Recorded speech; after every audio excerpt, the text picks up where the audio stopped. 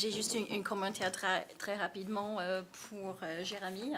Ce qui m'a beaucoup frappé dans cet épisode que j'ai vu l'année dernière, c'est que quand elle veut louer la voiture, mais il n'a pas assez de points pour louer la voiture. Et ce que ça m'a apporté, cette scène, quand on est une femme blanche, on est quand même dans une position de privilège.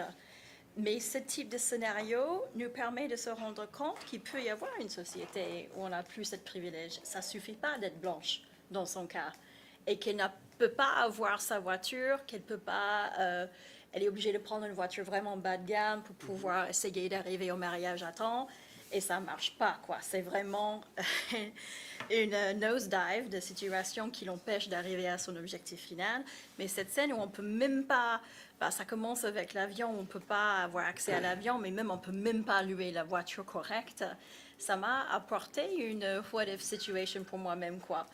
Ça m'a fait vraiment faire une questionnement des réseaux sociaux que je pratique beaucoup et que j'aime beaucoup, mais ça m'a apporté une autre vision de privilège. Donc voilà, j'ai un commentaire. Je suis d'accord avec vous là-dessus. Et en plus, ce qui est intéressant, c'est de voir l'interaction qu'elle a avec un personnage. Une fois qu'elle cherche un chargeur pour la voiture, le personnage, on ne peut pas faire plus homme blanc hétérosexuel. Il est littéralement derrière son comptoir en Marseille en train de regarder des vidéos pornographiques et il calcule à peine Lacey. Donc c'est vrai que cette dynamique aussi, elle est intéressante. Mais je suis d'accord. D'autres questions? Moi, c'est pour gronder Mehdi, qui est coupable d'avoir dit qu'elle est maman. Moi, j'ai écrit un chapitre entier de livre sur l'utilisation monstrueuse, hétérosexiste, pourrie de maman, dans d'autres sens que tu... En plus, tu l'as lu. Bon. Non, peut-être pas celui-là. C'est bon, c'est un détail. Est-ce que tu pourrais nous préciser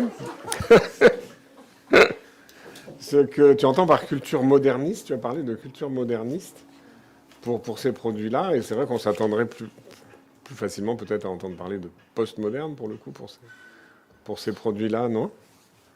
Oui, alors...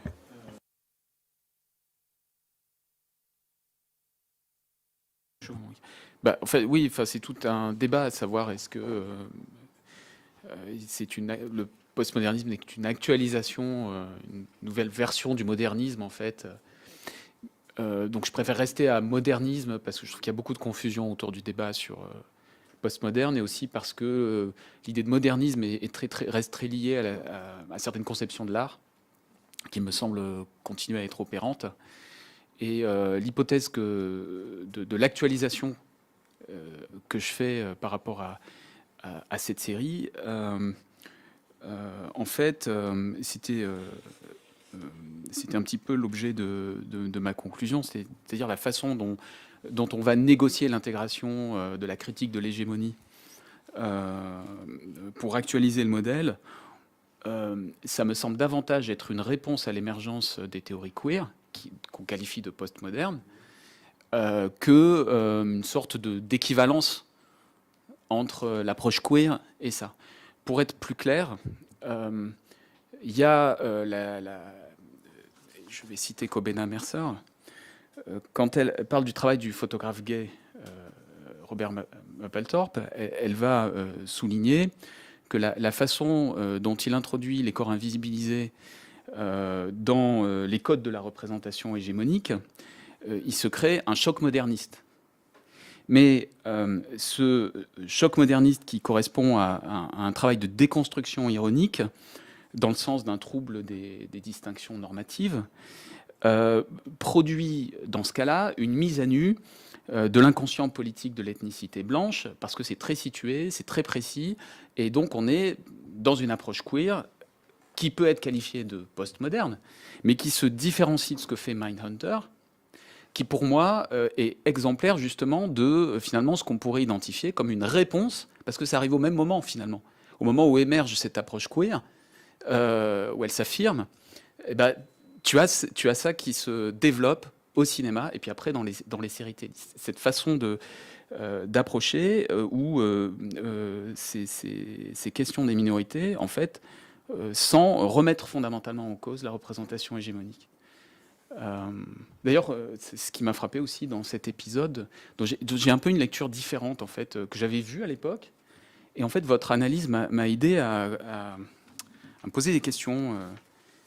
Et j'ai vu un peu différemment à la lumière de ça. Donc, bon.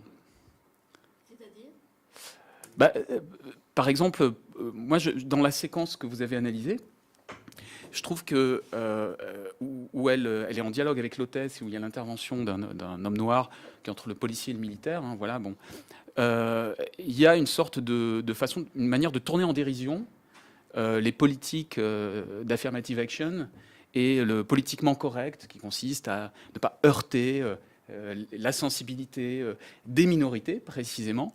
Et donc, du coup, on tourne ça en dérision en disant, mais vous voyez à quel point ce genre de politique est complètement ridicule. Et parce que précisément, c'est une femme noire et un homme noir, et qu'elle est encadrée par les deux.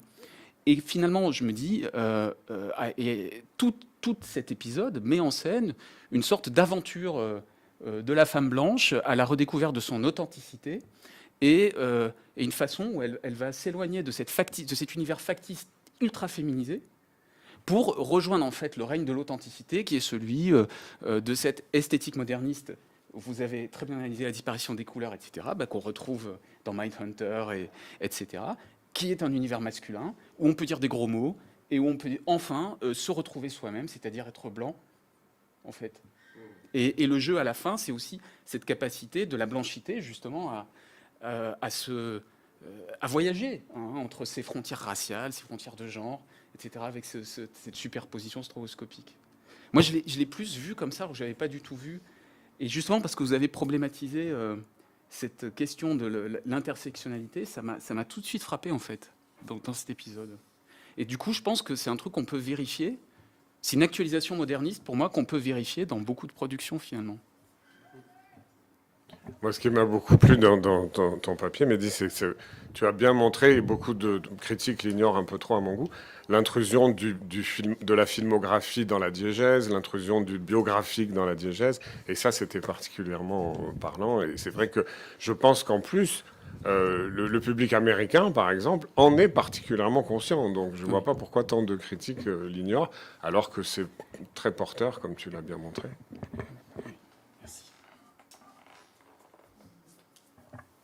À ce propos-là, à propos de l'homosexualité de l'acteur et du fait que ça influe sur la réception, moi je suis d'accord, hein, effectivement. Et d'ailleurs, la carrière de Jodie Foster est aussi touchée par ce phénomène.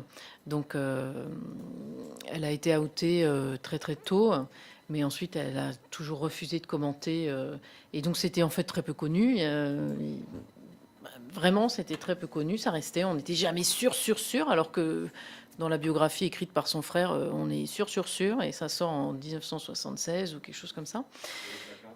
Voilà. Et pourtant, elle était dans le placard. Elle a nié quand elle a fait son coming out, mais elle était complètement dans le placard. Et en fait, juste avant ou juste après son coming out, elle a fait 2 films. Un film où elle perd son mari au tout début du film et ensuite elle le venge. Ils se font agresser dans la rue, j'ai oublié le nom, Avif. Ça s'appelle Avif en français et en anglais, ça n'a rien à voir le titre. Je ne sais plus ce que c'est. Et ensuite, elle a fait Panic Room, où elle est seule dans son appartement avec un enfant. Donc, elle n'a pas de sexualité dans ce film, mais enfin, elle est hétéro. Il n'est jamais dit son mari est mort ou quelque chose comme ça, mais enfin, elle n'est pas lesbienne. Et les 2 films ont été reçus tièdement, sans doute à cause de leur mérite propre, mais aussi parce qu'elle n'est pas convaincante comme hétéro. Et en particulier dans Avif, c'est quand même tout le film, elle venge son mari, pas tellement elle l'aime, son ex, pas son ex, mais son fiancé qui s'est fait tuer dans la rue quand ils se sont fait agresser. Et elle est butch, mais alors, vraiment, on a du mal à croire qu'elle était hétéro. Et donc, et je pense que ça, bon, c'est vrai, quand on connaît la biographie, ça nous influence, etc. Mais je pense que c'est vrai de Jodie Foster depuis toujours, en fait, même quand elle était dans le placard, même pour les gens qui ne savaient pas. Et moi, par exemple, je vais prendre l'exemple de Florence Foresti, qu'on a tous vu récemment dans sa façon d'être, etc., dire je l'avoue, je suis une femme blanche hétéro. Elle a dit ça. Hein. Et donc voilà, là, j'ai du mal à douter qu'elle est hétéro. quand elle dit ça dans cette cérémonie-là, quand même. Donc ça y est, je la crois, elle est très probablement hétéro. Et ben pour autant, ça change rien pour moi au fait que quand elle fait son sketch J'aime pas les garçons, je la vois comme un discours lesbien autant qu'un discours drôle qui critique les dictatures du genre, etc. Et quand ensuite elle dit j'aime pas les filles, elle aime pas les filles hétéros. Quand elle dit quel genre de filles elle n'aime pas, elle aime pas les filles hétéros. Donc ça n'enlève rien au fait au côté lesbien du sketch. Et donc on peut avoir cette il peut y avoir cette dimension-là pour un acteur ou une actrice, même quand c'est différent de sa sexualité connue et réelle. Parce que là, pour le coup, maintenant, ça y est, j'y crois. Malheureusement, Florence Foresti est hétéro, apparemment. Voilà. Sinon, quand même, elle ne l'aurait pas dit. Merci.